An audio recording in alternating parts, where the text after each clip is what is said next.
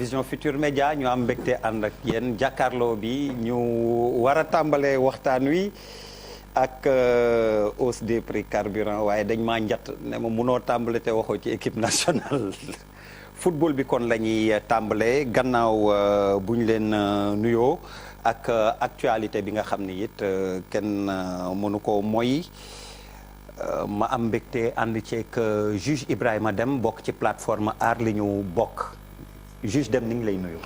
maa ngi lay nuyu Abdoulaye Der maa ngi nuyu téléspectateurs yëpp di leen sant di leen gërëm ci seen invitation. alors ñi ngi tamit ak Elkantara Sarr SYNS syndicat bi ñu naan SYNS nga jiite ba pare bokk ci G7 waroon organiser marche boo xam ni mujjuta antu ndax autorité administrative gàntal na ko.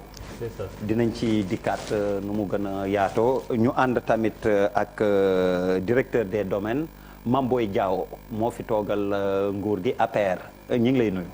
waaw Der maa ngi lay nuyu di nuyu ñi ma bokkal plateau bi yëpp di nuyu askanu Sénégal bi nekk ci biir réew mi ak ci biti réew. alors comme dafa am ñu ma harcelé njatt ma ne ma nañ commencé wax ci suñu défaite bi ak Algérie Papis déedéet yow laay dooree tu étais ñun dama bëgg wax après dañu tàmbale yow ci ñi ma njatt nga bokk kañ. alors kon buuba tamit beneen partisan de njatt te moom mooy. mais dafa amoon comme ça dafa am dama adhéré léegi si waaw mais yéen nu mu demee ngeen taxaw fexe ba ma wax alors ci c'est quoi la question c'est quoi la question. non moom kañ encore une défaite face à l'Algérie et peut-être c'est la manière qui un peu inquiète Papis ndax gis nga équipe bii nii. alors ñaari jàngat moo mën a am dem jusqu'au bout. ñaari jàngat moo mën a am benn bi da nga koy teg de façon très basique sportivement parlant ñu nekk dans une logique de poule groupe 4 2 génn d'office benn boo xam ne mën na nekk ci meilleur troisième yi ci organisation bi nga am benn victoire benn défaite il te reste un match tout est encore jouable. Ça c'est de façon basique sportivement footballistiquement parlant loo xam mooy réalité bi par contre bu fekkee da nga xool peser la performance de l'équipe damay bokk ci ñi nga xamante ni dañu am doute njàqare par rapport à nos ambitions. Parce que au Sénégal quoi qu'on dise autant Aliou Cissé était une demande nationale comme ni nga ko waxee bu ñuy waxtaan hors antenne. Autant le trophée est devenu une demande nationale. Autrement les Sénégalais laajatuñu ay quart de finale ay demi-finale la ñuy wax Coupe d'Afrique la ñu bëgg moom mooy ambition yu posé wu. am lu koy corroborer un peu li ñu am en valeur intrinsèque joueurs yi nga xamante ne ñoom la ñuy composer équipe nationale bi pour ñu dem à la conquête du trophée muy benn facteur. Le troisième aspect le plus important moom mooy on ne gagne pas un trophée un match dans ses prévisions dans ses discours dans son rêve compétition da ngay ñëw di ko jouer match par match di évoluer di monter en puissance.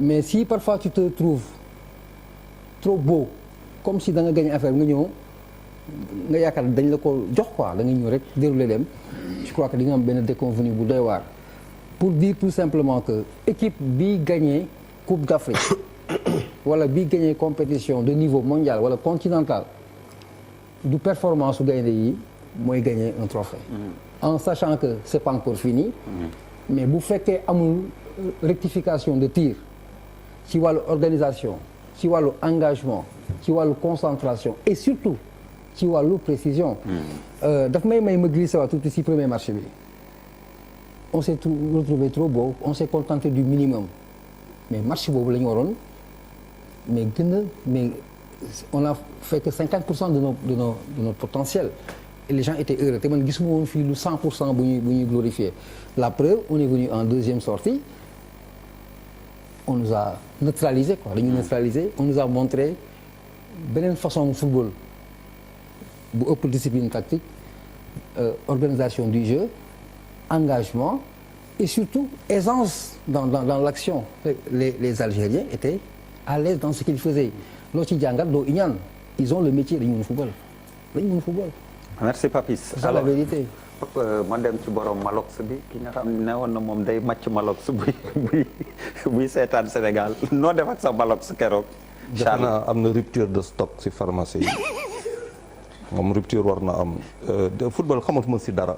moom daal comme lu ma ko waxee rek xaw ma ci dara wante nag Sénégal mënul jouer te ma bañ ko supporter. oui donc da nga maa baa rek ci samay Malox. ma kal ko foofu lu xew na le prochain match tegaat say malox toog di seetaan. allez Bouba ci ñi doon kaas nga bokk balaa ñuy tàmbali wax nga ba sa dënn jóg noo gisee match Lions yi. day weeje waate ne. dinaa leen weeje kañ ma teg samay plan teg sama sujet mais ngeen ñëw wañ sama loxo ne ma foog ñu wax ci match bi ci fin bi la woon dinañ ci wax mais fin ba mais ngeen ni yéen moom ngeen di tàmbale comme ay xobe ngeen ay supporters ngeen. mais kan moo waxul ba sa dënn jóg. ñun dañuy am chance toog ci télé bi rek. ñi toog seen biir kër yi sax wax na ñii xam nañu. jëme témoin waxuma ba sama dënn Charles jóg Pass man. kiyam bi rek nu mu tudd. ordonnance bi. dama dem jënd. waaw kon nga may ma ci kii bi. parce que en réalité xaw ma d'accord trop sax ak li Papis di wax parce que premier match bi. man amul importance pour man parce que ki ñu doon jonganteel peut-être que dañ ko sous-estimer c'est pas important li am importance mooy que nga dajeek koo xam ne normalement yaa ko mën. normalement. ñooy la première équipe africaine nga dajeek sa naataango ngay wane say limites. dans tous les domaines tactique parce que aussi tactique ak kuy jeu plan de jeu et tout ça dafa am kuñ ko dénk. équipe boo xam ne 5 tireurs de balle arrêté la am ku mu neex dóor c'est incroyable équipe boo xam ne mënul construire benn balle mu jóge ci défense yéeg ci militaire dem ci attaque fii rek laa ko gisee. équipe boo xam ne chaque jour ak ñi ñuy changer ñaari neuf ngay dugalandoo dañuy tâtonner honnêtement. ñaan ba tey jii nii ko sénégalais boo yee dafa bëgg ñu day ñaan ñu gagner coupe d'Afrique mais je pense que défaite bi à la limite yàlla ñu qualifié dem 8e de finale c'était nécessaire parce que déception bi am na ba pare donc lu ci nekk leneen luy ñëw dina fekk peut-être mu amorcer un peu déception bi par rapport ak nit ñi li ñuy xaar mais li ñu gis nii mooy li ma doon wax rek équipe bi daal ay joueurs yu nekk ci biir terrain bi la mais amul dara loo xam ne dal na xel. on ne peut pas évoquer quand même l'excuse de absent yi mu am Salif Sané ci défense bi Gana Gueye Ismaïla Sarr y avait quand même des absents. mais non mais boo xoolee ci kayit équipe bi ñi ci nekk ñëpp ci ay joueurs. du 11 rek mais ñan lañ leen remplacer xam nga Sadio Mané c'est pas un défenseur ah. mais bi may wax. xam nga donc dama bëgg a wax que ni vraiment aussi en réalité du 23 la ñu yóbbu. ci biir 23 yi war na am ay combinaison yoo xam ne bu ñu amee yenn pépins yi ñu mun ñu ko régler. mais déggoo ma ne la équipe boo xam ne mënoo construire sax benn action mu nga ne bal bi dem na fii ñëw na fii. am Diop am Ndiaye amul dara. oui Papis Diaw par rapport ak li kii di wax premier match bi. c'est-à-dire dafa am ay melokaanu équipe. c'est-à-dire c'est pas parce que c'est la Tanzanie wala du foudre de guerre et tout. mais équipe buy jël généralement trophée am taxawaayu gëddu champion dafa am lu mu koy wane dafa am ay prémices. mais dans le match contre la Tanzanie donc man c'est foofu laay waxee. pas que équipe bu ndaw la wala dara mais tu es là nekk si ay ambition yu grosse. sa première compétition wala sa deuxième dafa war a génnee amu champion. dans l'organisation ci personnalité bi ci engagement bi ci précision bi ñu xam par exemple quand tu regardes le Cameroun son premier match. da ngay xool nu mu taxawee nga xam ne ñii ñëwuñu pour ñibbi suba ñii ils sont là pour aller très loin. si comportement bi am personnalité de façon globale si organisation bi si lépp quoi tous les aspects tous les paramètres d'une grande équipe quoi. Malal notre plus grand regret latéral bu mag mënoon nga nekk ci équipe bi bu la Baba Naar dammul woon. waaw boobu fekk na maa ngi laal ci millions yi. mais dama yaakaar ni tamit dañoo xonwul parce que keroog maa ngi évoqué affaire u xon. wax nga dëgg de tudd nga fi xon. fin bi la grand Laye Diaw admettre ne xon dafa bokk ci dispositif bi te def ci important. non ñaan la wax ñaan. non xon. mooy xon rek. mais xon daf ñu mës a gañal. non mais je veux dire on nous met dans la tête que dañu war a xon ba jour yi bu ñuy déplacé wu dañuy yóbbaale ay sëriñ c'est-à-dire il faut que les gens s'en débarrassent.